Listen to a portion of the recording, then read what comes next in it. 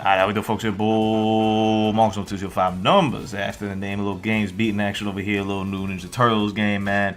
A little background before we even get into this one fully, man. I've played like some of the Ninja Turtle games throughout my lifetime, but I've never been like heavily invested. I played, I guess, Teenage Mutant Ninja Turtles 2. After the Manhattan Project, I don't remember if that's 2 or 3. But I played 2 on the NES, beat it, cool, solo and co-op, cool. I think I played a little bit of 3, and that might be it. I never played the first one on NES, that's obviously a little bit different. And I never played Turtles in Time, which I've heard is like the most amazing game ever.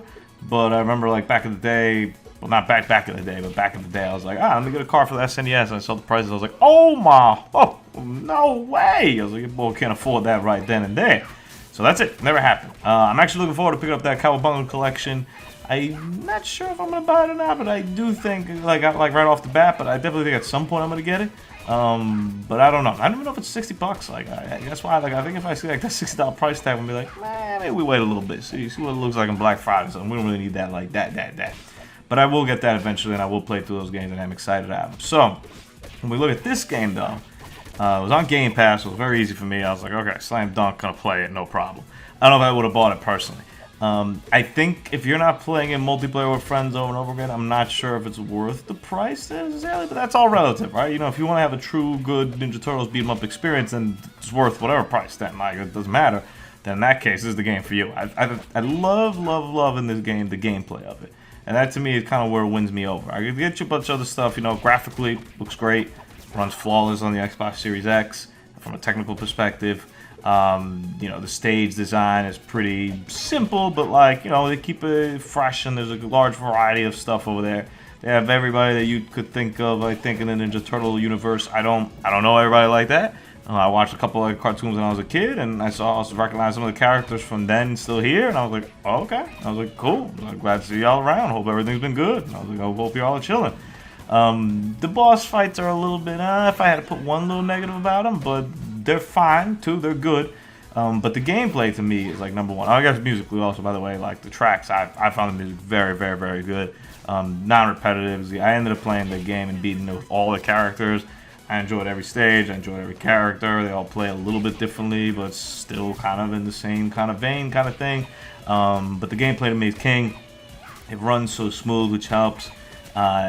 You really feel like the impact of your hits. There's a bunch of different ways, and in all fairness, I didn't even master it. Like to dodge and roll and parry and this and that. There's like just a bunch of stuff that you could do. You could interact in the environments to kind of do stuff. There's special power-ups. Like every stage will kind of do some things. Some stages that are like auto-scrollers.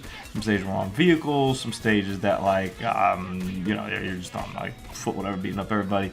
I played it for the most part solo. Even I did play it online a little bit. It's great both ways too, which to me is a really great sign of game design right there. It really is a different game when you're playing with other people, man. Like I rolled with like some crew where we were like 6 deep. I think 6 is the most you could take over there. And it's just a whole different world. It's just like fighting to even get a couple hits on some guys to even get like the most score kind of thing. It became like a battle of that. And then when you play in arcade mode, you bump up the difficulty and make it harder and whatnot. This is just like the regular story mode. I guess just described. There is a story mode and arcade mode. Arcade plays like an arcade game, and the story kind of has like a level up system where you get more power ups and stuff like that. Nothing too crazy, nothing huge, but stuff that does make the game very interesting. And there is like some collectibles and stuff like that I found to be very easy. I did it all in the first playthrough. I didn't have to look anything up. You will run into them as long as you kind of hit everything around the stage and look around you. So that part was a little disappointing, and then maybe there wouldn't be an option to like kind of do again. But those are very minor complaints. I'm going to give this game like a 9 out of 10, 8.5 out of 10, somewhere around that range. And that's without being a big Ninja Turtle fan. I think if you're a big Ninja Turtle fan, then this game is like the game for you. Like, period. Like, no doubts about it.